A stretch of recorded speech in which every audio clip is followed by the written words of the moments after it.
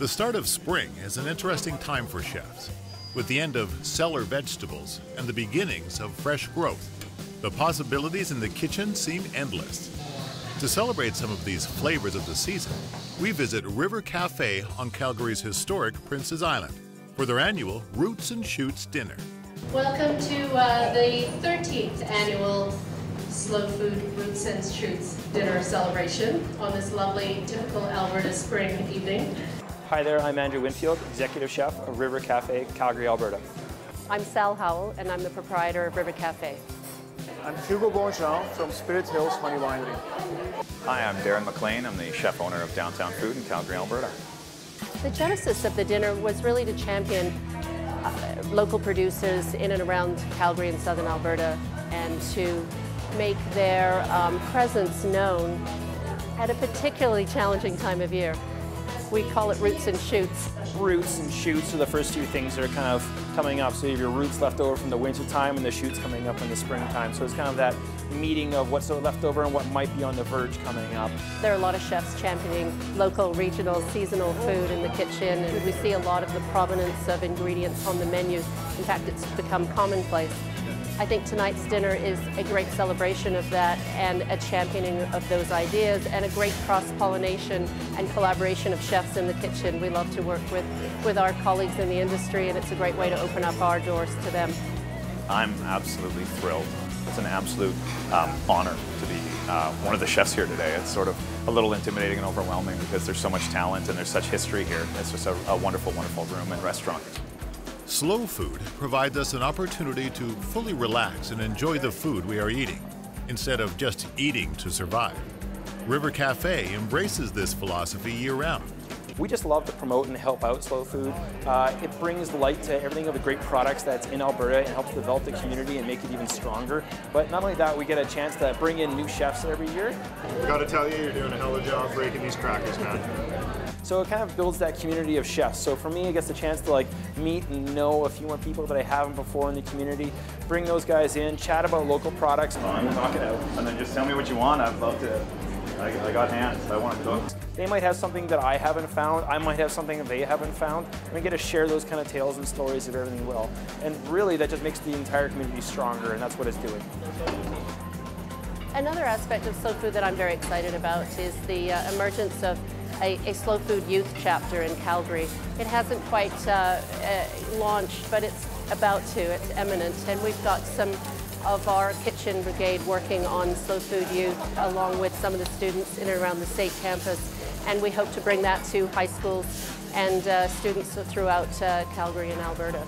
So slow food youth coming soon.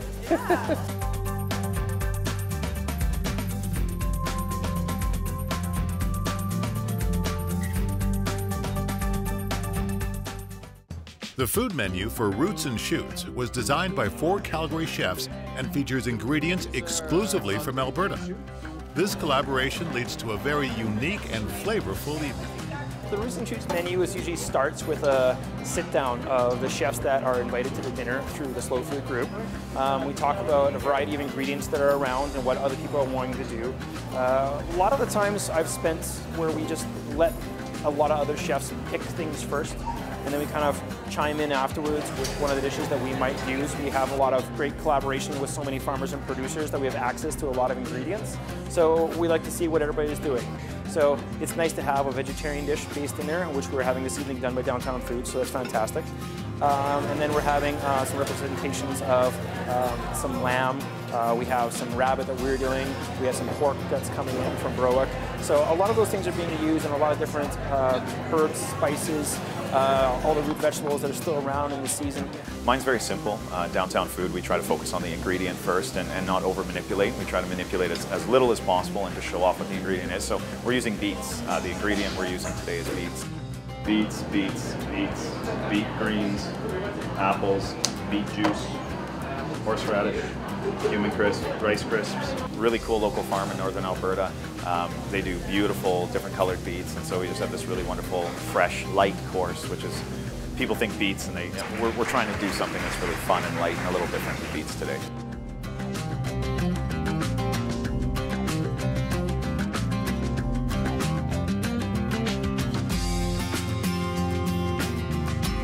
We're featuring this evening rabbit. So rabbit is one of those things that I was inspired to think about rabbit more quite a few years ago. Rabbit is one of those things that is underutilized by a lot of people, and the idea of its impact on the environment when you're farming is very, very low. So as opposed to cattle or even bison or a lot of other things that are going on in the environment, rabbit is very low impact. So that's a sustainability nature to it that I've always enjoyed. This is the rabbit sopristida.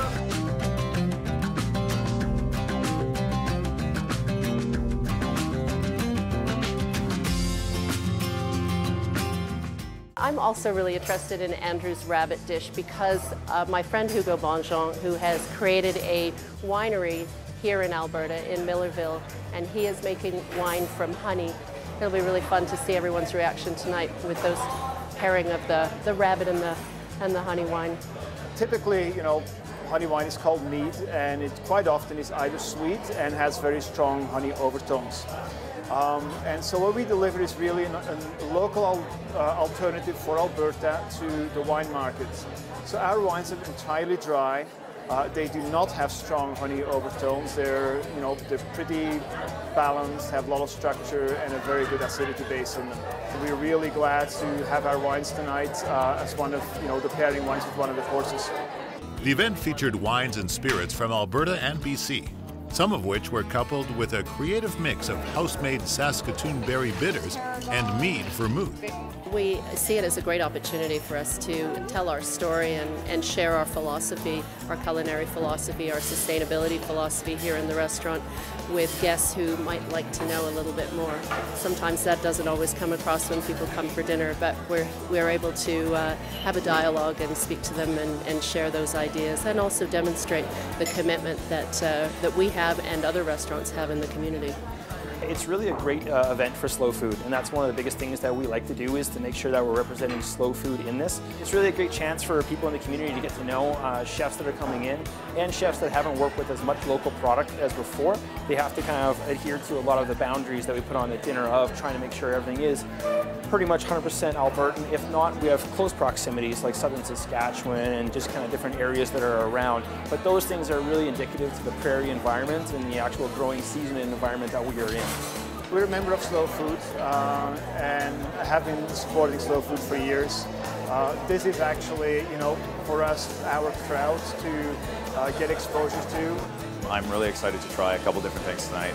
It's really cool because we're all using a lot of the same local producers. There's no limit to what we can do, especially if chefs keep collaborating like this.